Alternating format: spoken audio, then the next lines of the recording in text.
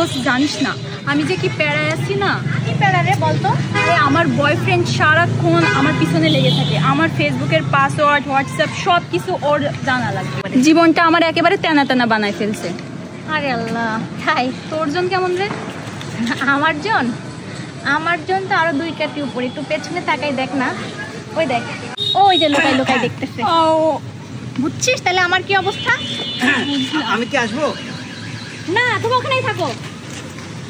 সারাক্ষণ আমার পিছে লেগে থাকে। তুই তো মানে ভালো আছিস যে হোয়াটসঅ্যাপে তোকে চেক করে, আমাকে তো সরাসরি চেক করে। আমি যখন পড়তে বসি তখন দেখি জানলার পাশে দাঁড়িয়ে আছে, যখন আমি ছাদে কাপড় নাড়তে দেখি যে বাসার নিচে দাঁড়িয়ে আছে। মানে আমার লাইফটা পুরো ফেল করেছে।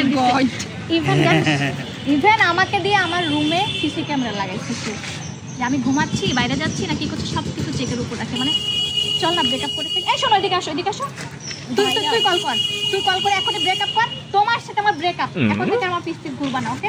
না না, তোমার পিছনে থাকবো না, এখন থেকে আমি তোমার সামনেই থাকবো। দেখছিস কি যন্ত্রণা আছে।